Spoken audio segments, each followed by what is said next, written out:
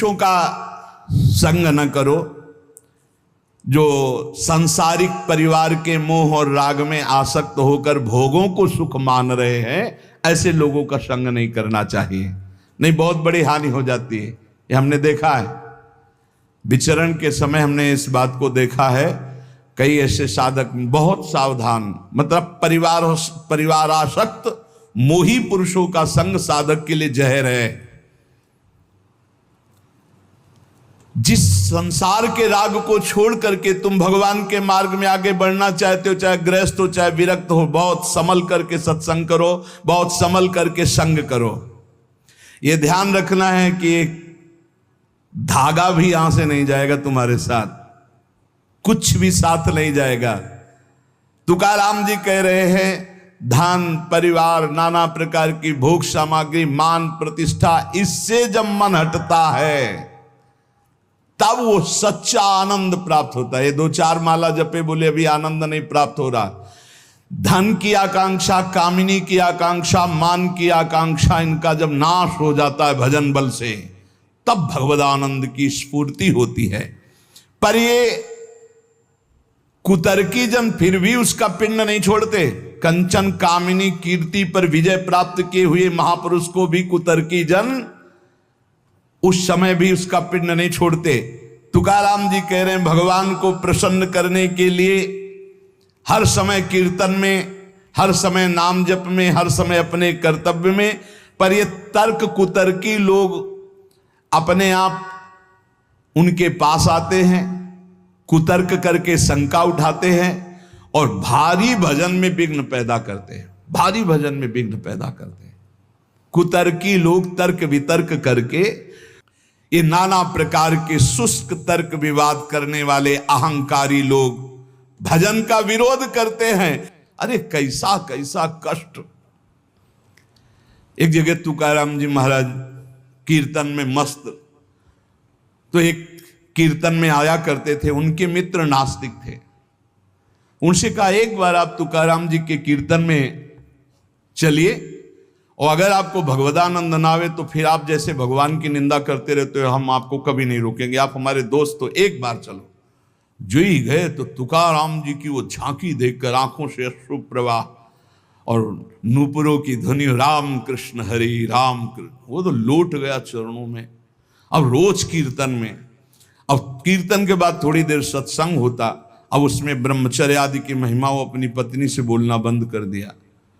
तो जैसे काफी समय हुआ तो उसको पता चला कि ये कीर्तन में तुकाराम जी के पास जाते इसलिए बोलना, तो बोले मेरी जिंदगी का नाश करने वाला, हाथ जोड़ करके पति से कहा, आपका तो उद्धार हो गया, मेरा उद्धार कैसे होगा? बोले चलो चलते हैं आज कीर्तन में। बोले नहीं, पहला कदम अपने गुरुदेव को घर में लाओ, एक बार चरणामृत उतारें, घर में चरणामृत डालें, फिर भगवान मेरी ये पत्नी को कैसे, जैसे मेरी बुद्धि शुद्ध हो गई, इसे बड़ा प्रसन्न हुआ। तुकाराम जी से कहा जा गया, अपार कृपा आपकी, पूरी बात बताई। उनका भाई यदि तुम्हारी पत्नी को ऐसी प्रसन्नता और तो मैं अवश्य चलूंगा। सीधे सरल भक्त आ गए, उसने बीच आंगन में बैठाला, जो दरवाजा रसोई का था उसी के सामने, और पहले से 5 लीटर पानी खौलने को रख दिया था। घंटों पानी खौल रहा है, उसमें डालती जा रही है। जब तुकाराम जी बैठ गए, आई सामने, प्रणाम किया, देखा ये वही है जिसने मेरे पति को बरगला दिया, और जब से इसके पास गए आज तक मुझसे बात नहीं, आज मैं मजा चखाऊंगी। और बस कपड़ा से पकड़ भगोना लाई, ऊपर तुकाराम खौलता हुआ पानी, विठ्ठल विठ्ठल पांडुरंगा पांडुरंगा, सब छाले छाले पूरा शरीर, और गर्म पानी इतना। ऐसे थोड़ी संतों के जीवन में तुम्हें कैसे कैसे कष्ट बताए। जो भगवान का यश विस्तार करते हैं उनके लिए, जो अपने निंदा कांचे घर आसावे से जारी, प्रभु मैं किसी के पास नहीं जाता, निंदक मारने वाले वाचाल कुतर्की संशयी ये सब मेरे पास आते हैं और मुझे परेशान करते, मुझे कष्ट देते हैं, इसलिए मैं क्या करूं प्रभु, आपका भजन करूं या इनसे झगड़ा करूं। ये पाखंडी लोग मेरे पीछे पड़ गए विट्ठल, मैं उनसे क्या कहूं, मैं नहीं जानता ये छल कपट, ये लड़ाई झगड़ा। मैं तुम्हारे पांव पड़ता हूं, उनके भी पांव पड़ता हूं, मुझे भजन करने दो, इनसे दूर रखो। नको दुष्टो संग पड़े भजना मधि भंग, तुक निषेधिता मद न साहे सर्वथा। एका माध्या जी में बाद करूं कोणांसवे, तुझे वर्णुम गुण की है राखो दुष्ट जन। काय करूं एका मुखे सांगम महणे तुका। तुकाराम जी कह रहे हैं अगर दुष्ट पुरुष का संग दुष्ट करे तब तो निभ जाएगा, लेकिन दुष्ट का संग अगर साधु से करवाओगे तो भजन भंग हो जाएगा। नको दुष्ट संग पड़े भजना मदि भंग। प्रभु ये दुष्ट लोग मुझे नीचा दिखाना चाहते हैं। मुझे इस बात से कोई डर नहीं, पर मुझे सहा नहीं जाता जब ये भजन विरोधी बात करते हैं। मैं अपने को अकेला देख रहा हूं प्रभु, किस किस से वाद करूं। ये आपका गुण नहीं बखानते, ये दुष्ट जन आकर के आपकी अवहेलना करते। तुकाराम कहता है एक मुख है, किस किस को उत्तर दूं। इसलिए दुष्ट जनों का संग जब प्राप्त हो तो मौन ही सबसे उत्तम है, और भगवान को पुकारना, पुकार करके अलग रहना। और ये प्राप्त होगा जब आपका अच्छा भजन चलने लगेगा तो दुष्ट लोग पीछे लग जाएंगे। ये भगवान का ऐसा है। देखो जिसका भी उत्तम भजन हुआ उनके साथ ये घटना घटती है। उपासक को अनुपम आनंद की प्राप्ति एकांत लाभ से होती है, पर केवल एकांत में बैठे रहना एकांत लाभ नहीं है। एकांत लाभ का मतलब है समाधि। चाहे सबके बीच में बैठा भी हो, अपनी बुद्धि को परमात्मा में निरंतर लगाना। परमात्मा में लगाने के 4 रूप हैं, नाम धाम लीला रूप।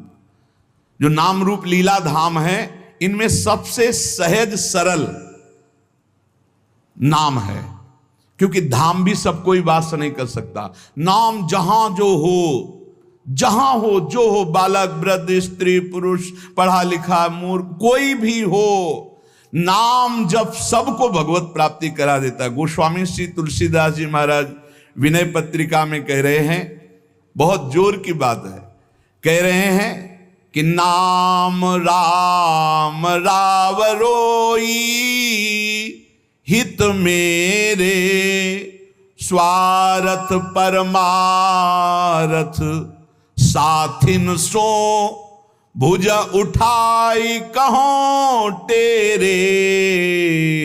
नाम राम राव रोई हित मेरे।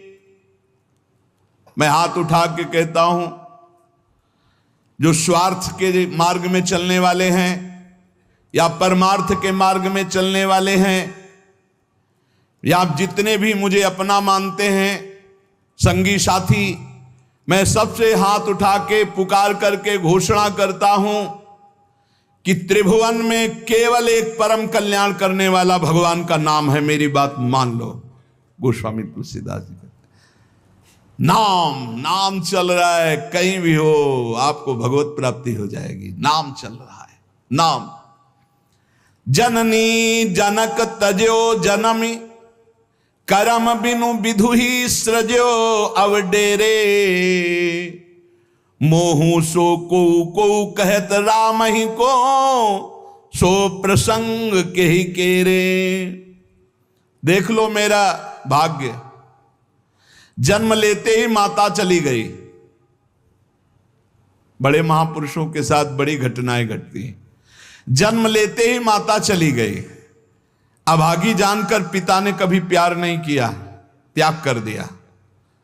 जिस पुत्र के प्रकट होते मेरी अर्धांगिनी चली गई, मैं ऐसे पुत्र का मुंह भी नहीं देखना चाहता। तो माता ने तो शरीर त्याग के चली गई, पिता ने मुझे त्याग कर दिया। ब्रह्मा ने मुझे कुछ अभागा ही रचा है। गोस्वामी तुलसीदास जी कहते हैं, बड़ा बेढप मेरे भाग्य की रचना करी। जिसके दरवाजे में खड़े हो जाते टुकड़ा नहीं देता, भगा देता। जिस दासी ने पालन पोषण किया, कुछ दिन बाद वो भी पधार गई। सबको ये भ्रम हो गया कि तुलसीदास जी महाराज के लिए कि बड़ा भागा बालक है, जिसके दरवाजे पे खड़ा होगा कोई घटना घट जाएगी, कोई भोजन नहीं देता। बोले ब्रह्मा ने कुछ भाग्य ही ऐसा रचा था। अब जो मुझे समझ में आया कि मेरा जो भाग्य बदला वो राम नाम से, राम राम राम, पकड़ो बात को पकड़ो। अब तो कोई कोई कहता है कि तुलसी राम का है, अब अभाग्य मिट गया। बड़े बड़े बादशाह ताज उतार कर रखते हैं, जानते हुए सब क्यों हो रहा है? क्योंकि हमने राम नाम का आश्रय ले लिया। अब खूब राम राम राम राम जपता हूं, उसका परिणाम हुआ कि सब कोई सम्मान देता है, सब ताज उतार के रख रहे हैं, प्रणाम नमस्कार, दुनिया वाह वाह। क्यों? क्योंकि राम राम जपता हूं, राम का हूं, इसलिए। बात समझो। अगर पकड़ पाओ, कह रहे हाथ उठा के कह रहा हूं, जन्म से अभागा कहा गया, मां पधार गई, पिता त्याग दिया, संसार के लोग कहते अभागा है, लेकिन राम नाम का प्रताप ऐसा उदय हुआ। मोहू से को कहत राम ही को सो प्रसंग कह रे, उसी नाम के बल से लोग अब कहने लगे तुलसी तो राम का है। फिर ओ ललाट बिनु नाम उदर लगी, दुखो दुखित मोहि हेरे। आहा, जब मैं राम नाम का आश्रय नहीं लिए था, तब पेट भरने के लिए द्वार द्वार पर ललचा कर भूख से व्याकुल होकर खड़ा होता। उस समय मेरी दशा मुझे याद है कि अगर दुख देखे तो दुखी हो जाए, ऐसी मेरी दशा थी। बालक अवस्था, भूख से व्याकुल, दूसरे के दरवाजे पे खड़ा और धक्का मार के लोग भगा देते, अभागी है। फिर ओ ललाट बिनु नाम उदर लगी, दुखो दुखित मोहि हेरे। अब बोले नाम प्रसाद लहत रसाल फल, अब हो बबूर बहेरे। नाम राम राव रोई हित मेरे।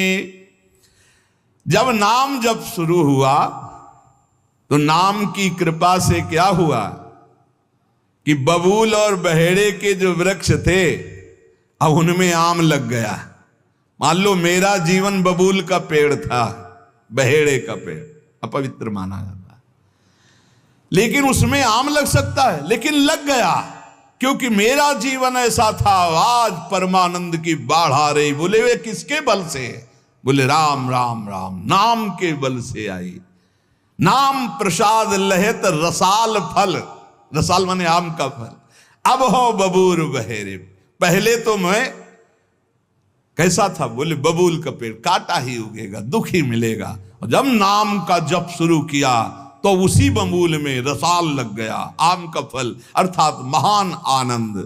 साधत साधु लोक परलोक ही, सुनि गुनि जतन घनेरे। तुलसी के अवलंब नाम को, एक गांठ कई फेरे। नाम राम राव रोई हित मेरे। संत जनों ने, शास्त्रों ने जब कहा कि जीव के समस्त दुखों को मिटाने में समर्थ है नाम, बस उसके अनुसार हमने पकड़ लिया, नाम जप करना शुरू कर दिया। उनकी बात मान करके जब नाम जप किया तो लोक परलोक सब बन गया। हरिवंश महाप्रभु कहते यही परलोक सकल सुख पावत, मेरी सो भैया कृष्ण गुण संचु। इस लोक और परलोक में समस्त सुख आपका वर्ण कर लेंगे। मेरी बात मान लो, मेरी कसम है तुम्हें, तुम नाम जप शुरू कर दो। अगर दुख से निपटना चाहते हो, तभी लोग कहते हैं बाबा का हर प्रश्न का उत्तर नाम होता है। इसलिए नाम है कि एकमात्र समर्थ नाम है जो सारे पापों को मिटा दे। पापों से ही दुख मिलता है। ऐसा कोई पुण्य नहीं है जो इतना समर्थ हो कि हमारे जमा के जमा गोदाम पापों को नष्ट कर दे। वो नाम, नाम संकीर्तनम यस्य सर्व पाप नाश, समस्त पापों का नाश नाम से। लोक परलोक बनाना है तो संतों से सुना, शास्त्रों में सार बात पकड़ी, नाम कीर्तन नाम जप। अब तुलसी ने तो एक ही सहारा पकड़ लिया है, राम राम राम, एक ही अवलंबन। जैसे गांठ तो एक ही होती है, लपेटा उसमें 100 मार दिए जाए, ऐसे ही साफ शास्त्र हैं, मेन बात है, पॉइंट की बात है, नाम जप। यज्ञानाम जप यज्ञोष्मी, जितना नाम जप कर लोगे उतने ही सुखी हो जाओगे। बात को पकड़ लो। गोस्वामी तुलसीदास जी कहते हैं, तो श्री तुकाराम जी महाराज कहते हैं, संदेह मत करो, वही एकांतवास सफल है जो समाधि में है। समाधि कैसी है? नाम की समाधि, नाम का ध्यान, 2 अक्षर राधा, वही गूंज रहा है। अब समाधि में बैठे हो तो एकांत, एकांत में बैठे हो तो एकांत। और अगर नाम जप नहीं चल रहा तो श्री तुकाराम जी महाराज कह रहे हैं, केवल एकांत में बैठे रहना प्रमाद है। एकांत में समय व्यतीत पड़े हैं वो प्रमादी है। तो कहा ऐसे एकांतियों को, जैसे सांप भी तो बिल में रहता है, गुफा में चूहा भी रहता है, पीछे आपने चर्चा सुनी, क्या उनको भगवत प्राप्ति हो जाती है क्या? हाँ, नए साधक को चाहिए कि कुछ समय एकदम शांत, जैसे आप लोगों के पास कुटिया है, कमरा है, एकांत कमरे को अपना गुफा समझो, सेवा और वाणी पाठ आदि किए, कुछ समय तो एकांत मिलता ही है। उस समय बैठ करके मन को प्रभु के चिंतन में, कई बार हम कहते हैं कि आप कहाँ हो, हजारों बार यहाँ सत्संग में कहते हैं नाम चलाओ, अंतर्मुख। जब हम सेवा में लगे हैं तो नाम चिंतन चल रहा है, जब सेवा से विलग हैं तो एकदम समाधिस्थ हैं, एकदम आनंद, नाम चल रहा जी। ठाढ़े बैठे परे उताना, कबीर काहे हम राय ठिकाना। चिंतन ही हमारे जीवन का सार है, इतनी बात समझ लो। अगर आपका चिंतन नहीं चल रहा, हम कोई महत्व नहीं रखते, इन सब बाहरी बातों का महत्व नहीं रखते, ध्यान रखना। खास बात है आपका चिंतन क्या चल रहा है। हमारे हृदय को प्रसन्न करने वाली सबसे बड़ी सेवा है आपका चिंतन। अचानक दृष्टि आपके चेहरे में पहुंचे और आपकी नेत्र दिखाई दे रहे अंतर्मुखता में, एक हृदय में शीतलता आ जाती है, हाँ काम हो गया। अगर साधक ऐसे चलेगा तो बहुत जल्दी काम हो। मुख बरनत हरिवंश, चित्त नाम हरिवंश रति, मन सुमिरन हरिवंश, यह जो कृपा हरिवंश। एक क्षण का भी, जैसे हम चर्चा कर रहे हैं तो भगवत चर्चा और एकांतिक कर रहे हैं तो भगवत प्रश्नोत्तर, उस समय भी किसी के भी एक चेहरे को लक्ष्य बना लेते हैं। वो समझता है हमको बहुत प्यार करके देख रहे हैं, नहीं, हम उस समय नाम लिखते हैं, नाम लिख करके वार्ता करते जा रहे हैं, बराबर दृष्टि उसके जमाए हुए हैं। वो समझ रहा है हमारी तरफ देख रहे हैं, हम बिल्कुल नहीं पहचानते ही नहीं कौन होगा, हम तो बोर्ड मिल गया, अच्छा उसमें नाम लिख रहे हैं और अपनी वार्ता कर रहे हैं। साधु हर समय सावधान सो, साधु नहीं, साधु काहे का, सेवा सुमिरन सावधान। इसलिए हम माइक से गरज के कह रहे हैं कि हम कभी भी किसी से पूछ सकते कहां हो। पक्का समझ लो, हमारा कोई व्यवहार नहीं है, हमारा कोई प्रिय नहीं, हमारा सबसे प्रिय वही है जो भजन करता है, जो सुमिरन करता है। अचानक दृष्टि पड़ी, आपसे पूछा कहां हो जी, अच्छा ठीक है, हृदय शीतल हो जाएगा। अगर सुमिरन नहीं तो फिर हमको आप अगर सेवा शब्द से प्रभावित हो तो सेवा है आज्ञा, आज्ञा समन सुसाहिब सेवा। अब जो ही कहा करें हम सोई आयस ले चलें, सेवा की आड़ में अपनी चित्त वृत्ति का मनोरंजन मत कीजिए, मनोभंजन करना है, हर समय भगवत चिंतन परायण रहना है। अगर भगवत चिंतन नहीं तो आपका कोई अस्तित्व, देखो ये बड़ी दौड़ है, छोटी मोटी दौड़ नहीं है, ये बहुत बड़ी दौड़ है। आपको संसार समुद्र से अकेले पार होने की बात नहीं, तुम साधु हो, तुम लाखों को पार कर सकते हो, समझना। मान लो अगर आप भगवत प्राप्त हो गए तो लाखों को अपनी कृपा रूपी नौका में बैठाल कर संसार समुद्र से पार करोगे। साधु अपने लिए भजन नहीं करता, हाँ इस जगत के लिए भजन करता है। सर्वे भवन्तु सुखिनः, सर्वे सन्तु निरामया। श्री तुकाराम जी कह रहे हैं एकांतवास लाभ उसी का जिसका चिंतन चलता है। भाई इस बात पर बहुत जोर दिया भगवान श्री कृष्णचंद्र जी ने, अनन्यस चिंतयन्तो माम अनन्य चेता सततम। बार बार भगवान इस बात पर जोर दे रहे हैं। जनसंग में नाम चल रहा है तो आप एकांत हो, एकांत में नाम जब नहीं चल रहा तो आप प्रपंची हो। देख लो अंदर प्रपंच चल रहा होगा। जन संसर्ग से शून्य अर्थात भीड़ भाड़ में रति न होना, अर्तिर्जन संसदी, और एकांतिक भगवत चिंतन होना। हम एकांत को समझते कमरा में पड़े हैं तो हम एकांत हैं, हम ऐसा एकांत नहीं समझते।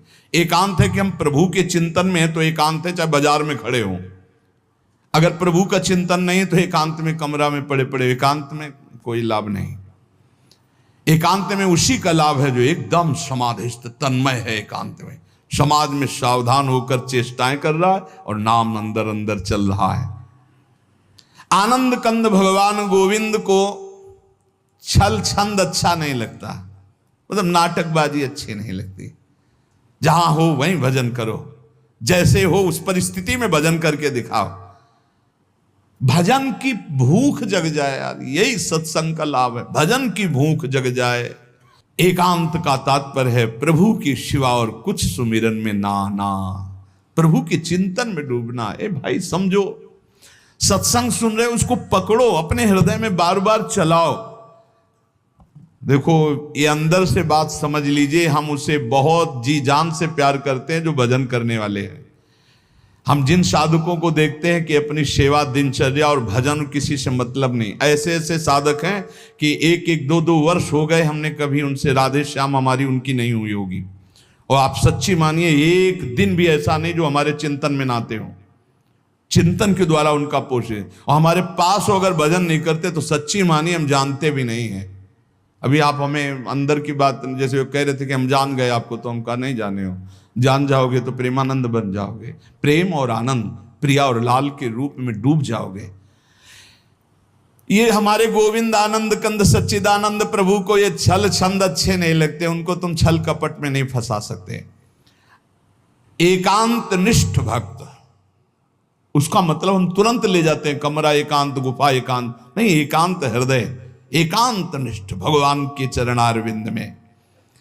शाब्दिक एकांतिक में मत जाइए कि शब्द का एकांत, कि भाई शोरगुल नहीं हो रहा, मैं एकांत कमरे में पढ़, नहीं, आंतरिक एकांत में अकेले चुपचाप बैठे रहना एकांत नहीं कहता, भगवान में खोए रहना एकांत कहता। इसको समझिए, प्रभु में खोए रहना। एकांत वास का तात्पर्य सच्चिदानंद प्रभु में खोए रहे। तो सत्संग, नाम कीर्तन, नाम जप, भगवत सेवा, इन्हीं से असली एकांत मिलता है, हृदय का एकांत। हृदय रूपी गुफा में हर समय चित्त चिपका हुआ है प्रभु के चिंतन में। कितना अपार आनंद है जब हर समय मंत्र की बार बार आवृत्ति होती। नाम जो न तरय भव सागर, अस समाज नर पाए, स्वत निंदक मंदमति आत्म हनन गति जाए। श्री तुकाराम जी महाराज कह रहे हैं कि जीव में एक अहंकार होता है, यही आत्मज्ञान को ढके हुए है, यही भगवदानंद को ढके हुए। अहंकार तामस वृत्ति से टिका रहता है, तमोगुण का लक्षण है अहंकार। इस तमोमय अहंकार में इसके बहुत प्रकार हैं। मैं स्त्री हूं, मैं पुरुष हूं, मैं विद्वान हूं, मैं धनवान हूं, मैं कुलवान, बहुत तरह के अहंकार हैं। सब अहंकार के भेद ही हैं। ये मैं देह हूं, ये मुख्य अहंकार बनता है जाकर, मैं देह। इस मलिन अहंकार से उज्जवल अहंकार ढक गया कि मैं ब्रह्म हूं, ये ढक गया। देह मैं हूं कहने के साथ ही लाखों चिंगारियां अहंकार की प्रकट हो गई। मैं रूपवान हूं, मैं धनवान हूं, मैं विद्यावान हूं, मैं गुणवान हूं, मैं कीर्तिवान हूं, मैं त्यागी हूं। अहंकार। मैं अमुक देश का, अमुक भाषा का ज्ञान, अमुक धर्म का ज्ञान, अमुक जाति का, अमुक वर्ण का, अमुक कुल आदि आदि। अहंकार। प्रकृति के स्वभाव में हर्ष और विषाद, स्तुति और निंदा, मान और अपमान, ज्ञान और अज्ञान, ये सब अहंकार के कारण ही भोगने पड़े। अहंकार। प्रकृति से परे जो परमात्मा है तब तक आंख उठाकर उसकी ओर नहीं देख सकते जब तक अहंकार है। तुकाराम जी महाराज कह रहे हैं परमात्मा के और तुम्हारी दृष्टि के बीच में जो पर्दा लगा हुआ है वो अहंकार, जब तक ये अहंकार नष्ट नहीं होगा तब तक भगवान की तरफ आंख भी नहीं उठा सकते हो। दर्शन पाने की बात जाने दो। बहु धन त्याग कर सकते हो आप, बहुत बाहरी आडंबर दिखा सकते हो आप, लेकिन ये अहंकार तब भी पुष्ट होता रहेगा। मैं धन त्यागी हूं, तब भी आप परमात्मा का साक्षात्कार नहीं कर सकते। ये अहंकार सर्वथा दूर तब तक नहीं होता जब तक भगवत कृपा से गुरु कृपा नहीं होती। गुरु कृपा, तभी तो तुकाराम जी के पीछे चैत्र में सुनाओ छटपटा रहे थे कि गुरुदेव मिल जाएं, गुरुदेव मिल जाएं। जैसे जैसे गुरु की कृपा अवतरित होती हृदय में, वैसे वैसे अहंकार का पर्दा भस्म होने लगता है, आग ही लग जाती है। अहंकार भस्म हो गया। जो ही अहंकार का पर्दा फटा तो सन्मुख परमात्मा का साक्षात्कार, वही अहंकार पर्दा है। जैसे कोई प्रवीण कला विद्या से युक्त हो पर आसन लगा करके अपने सामने पर्दा कर दे तो न कला दिखाई देगी, न प्रवीणता, न गुण, न वो। ऐसे ही समस्त कला समस्त विद्याओं के गुरु तुम्हारे हृदय में आसन लगा के बैठे पर अहंकार का पर्दा लगा, अहंकार हटा दो, समस्त गुण और विद्या के समुद्र भगवान का साक्षात्कार हो जाए। ये अहंकार किसी भी गुण कला विद्या से नहीं मरता है, इसको और अहंकार हो जाता है। मैं कलावान हूं, मैं विद्यावान हूं, मैं गुणवान हूं। अरे यहां तक कि मूर्खता का भी अहंकार होता है। चित्त में अहंकार को पोसते पोसते अनंत जन्म व्यतीत हो गए, अब भगवान के मार्ग में चले तो नम्रता का अहंकार हो गया। ये भी है, मैं बहुत सरल हूं। अरे कितना बोझा लदा है अहंकार का। तुम और समझो, धूर्तों को धूर्तता का भी अहंकार होता है। कल्याण के मार्ग में चलने वाले साधकों के अंदर ये अहंकार प्रकाशित होता तो देख पाते हैं, अज्ञानी लोग नहीं देख पाते हैं। ये साधकों को क्लेश देने लगता है, तब जान ले कि इसके मिटने का समय आ गया। जिसको अहंकार चुभने लगे, एक साधक रो रो के कह रहे थे कि मुझे ऐसा अहंकार है कि मैं दैन्य हूं, भगवान की विशेष कृपा मेरे ऊपर, मैं बहुत भजनानंदी हूं क्योंकि हर समय नाम जप करता रहता हूं, तो मुझे डर लगता है कि इस ऑपरेशन का कहीं कोई कठोर विधान भगवान न कर दे। तुमका उसे डरना तो चाहिए क्योंकि भगवान ऑपरेशन तो बहुत अच्छा करते हैं, पक्का करते हैं, पर घटना बहुत। तो बोले मुझे डर लगता है, मैं सहन नहीं कर सकता कि अगर कोई ऐसी घटना आई तो यही अहंकार है, वो बचना चाहता है। तो हम कहा डरो और भगवान से प्रार्थना करो, नहीं तो ऑपरेशन थिएटर साथ ही लिए घूमते हैं भगवान। पता नहीं कब कहां कौन सी घटना घटा दे कि सारा अहंकार मिट्टी में मिल जाए। तुकाराम जी महाराज कहते हैं, पहले पहले जब साधक जानने लगता है कि अहंकार मेरे अंदर जागृत हो गया, तो जहां तहां सम्मान से बचने लगता है और उसकी वाणी का लोगों पर प्रभाव पड़ने लगता है। तब अहंकार उपाधि रूप धारण करने के लिए फिर आ जाता है चौड़े पे। बहुत बड़ा युद्ध है। तुकाराम जी कह रहे हैं कि जो असावधान है चारों तरफ से चोर उसका माल चुरा ले जाते हैं। ऐसे ही अहंकार की वृत्ति साधक को असावधान कर देती है और उसका सारा भजन भगवत भाव सब ये काम क्रोध लोभ मोह चुराने लगते हैं। अब मुझे तो डर नहीं क्योंकि मैंने बहुत बड़े बलवान का आश्रय ले लिया, पांडुरंगा। हे हरि, अब तुम संभालो अहंकार का ऑपरेशन, आप करो, आप इसको संभालो। पदो पदिम नारायणा तुमची करीन भावना। हे हरि, हे नारायण, अब तो मैंने सब तुम्हारे चरणों में अर्पित कर। ये बहुत बढ़िया बात है। आखिरी बात, अपने अहंकार को नष्ट करने के लिए भगवान के सामने पेश कर दो। हे महावैद्य, अहंकार रूपी फोड़ा बढ़ रहा है, इसको बैठाल दो या ऑपरेशन करो, अब आपके सहारे हैं, आप देख लेना, वो ठीक कर देंगे। बहुत कृपालु हैं वो, कहीं ना कहीं ऐसी लीला रचेंगे कि बिल्कुल अहंकार ठीक हो जाएगा। सच्ची मानो, भक्तों के जो पैर फिसलते हैं तो कीन हो इसका बहु अभिमाना सो खो वंचा कृपाली धाला। भगवान उसके अहंकार का नाश करते हैं। अहंकार भगवत भाव को नष्ट करता है, भगवत भाव अहंकार को नष्ट कर देता है। बात समझना, जब अहंकार भजन करते हुए बढ़ता है तो भगवत भाव नहीं आने देता है, और जब गुरु कृपा से भगवत भाव बढ़ता है तो इस अहंकार की धज्जियां उड़ा देता है। इसलिए हम भगवदानंद की प्राप्ति के लिए कंचन, कामिनी, कीर्ति तीनों खाइयों से बचने का प्रयास भगवान के नाम बल से करें। अधिक से अधिक आंतरिक एकांतिक हृदय को देखते रहें कि प्रभु के नाम में लगा है कि नहीं, और किसी भी बात का हमारे अंदर अहंकार ना आने पावे। यदि अहंकार आवे तो भगवान की शरण में होकर पुकारें कि हे नाथ मेरे इस मलिन अहंकार का नाश कीजिए।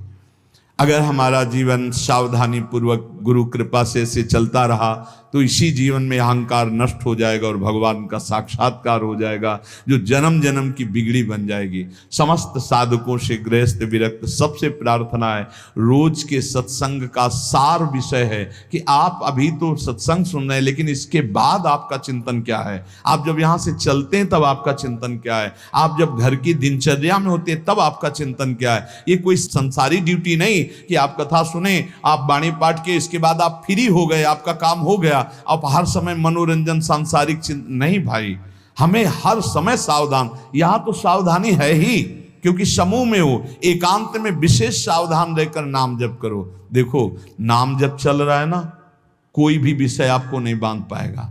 हम कई बार कुछ साधकों से कहते हैं कि विषय सेवन तभी बांधता है जब आप नाम जपने का, अगर आपके अंदर चल रहा है राधा वल्लभ श्री हरिवंश, राधा वल्लभ श्री, आप प्रसाद पा रहे हो, आपको स्वाद नहीं बांध पाएगा। कोई भी भोग, कोई भी विषय तभी बांधता है जब आपके बीच में भगवत स्मरण नहीं होता। इसलिए हम कहते हैं चिंता मत करो, चिंतन करो, नाम को बार बार पकड़ो। नाम पकड़ लो, विषय के बीच में रहते हुए भी विषय आपको नहीं बांध पाएगा। बस बात समझना है। जब समझ में नहीं आता हो, हम डरते हैं तो हम कहते हैं विषय फेंक देते हैं। इस विषय को फेंक दोगे, लेकिन इसका जो राग चिंतन है, समझो, तन छाड़े मन गही रहे दोनों ही दुख होए। बात को समझिए, साधक समझता नहीं। तन छाड़े और मन गई रहे तो दोनों ही दुख होए, और रसबल छूटे जो विषय तब ही तो सुख होए। समीप है ये विषय, लेकिन अंदर से भगवत चिंतन का आनंद है। ये विषय क्या कर लेगा। अब बाहर से फेंक दियो, अंदर से इसका चिंतन हो रहा है तो बहुत दोनों ही दुख होए। उपासक नाम न छोड़े। जब उनसे कहते ना ऐसा कैसे हो सकता है, करके तो देखो ऐसा होता है, ऐसा ही होता है।